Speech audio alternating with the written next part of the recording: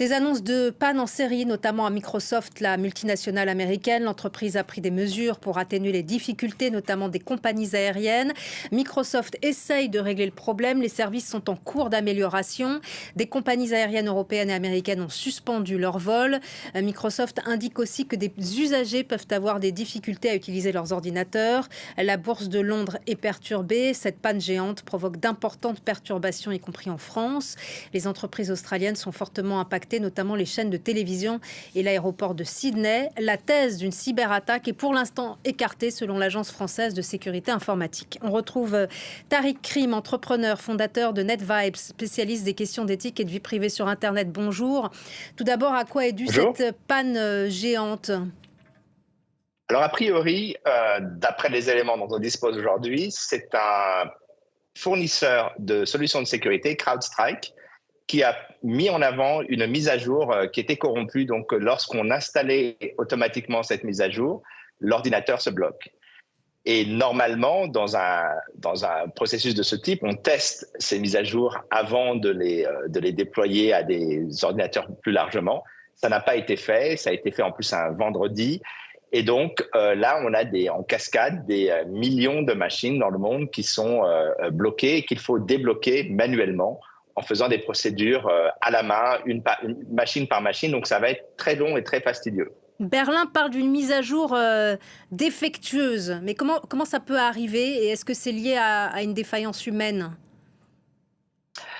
Alors ça, on verra, parce que pour l'instant, on n'a pas beaucoup d'éléments. Ce qui est certain, c'est qu'on vit aujourd'hui De toute façon, ce type d'outils sont nécessaires, puisque désormais, les ordinateurs sont régulièrement attaqués. Donc, le fournisseur CrowdStrike et c'est un peu le côté paradoxal, est un outil qui permet de protéger les machines contre les attaques, les fameuses cyberattaques, les ransomware, et toutes ces technologies, toutes ces techniques pour voler ou bloquer les données.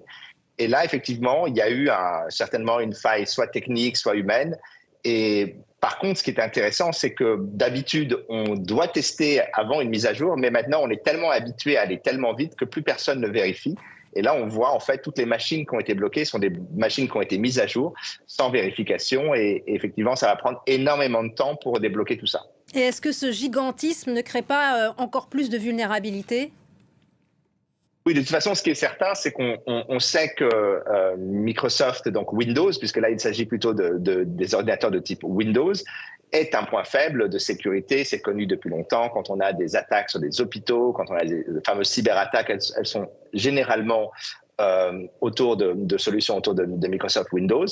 Mais là, effectivement, on est dans un cas qui est compliqué, puisqu'il s'agit d'une mise à jour volontaire que des milliers, des centaines de milliers d'entreprises. On va voir, puisqu'aujourd'hui, on découvre, il y a les gens qui ont communiqué, il y a également les gens qui n'ont pas voulu communiquer pour des raisons de sécurité, que le parc de machines, effectivement, est très, très large. Et c'est vrai que c'est une vulnérabilité centrale.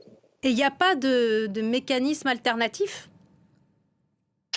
Non, puisqu'en fait, le système de sécurité depuis les années 90, avec l'arrivée des virus et puis ensuite avec l'arrivée de l'Internet, on est obligé de sécuriser les postes. Donc, soit on le fait machine par machine, ce qui est très fastidieux, soit on passe par un prestataire comme CrowdStrike, qui en fait sécurise un ensemble de machines sous la supervision évidemment du directeur du DSI, donc du directeur informatique. Et donc, le problème, c'est que quand un acteur comme CrowdStrike fait une erreur, c'est déjà arrivé dans le passé, à partir de là, toutes les machines sont corrompues et il se trouve que CrowdStrike a énormément de machines et des machines critiques. On l'a vu avec les aéroports, les bourses, les chaînes de télé, etc., etc. Et donc, effectivement, c'est très visible. Merci beaucoup, Tariq Krim, pour vos explications. Merci d'avoir été avec nous sur France 24.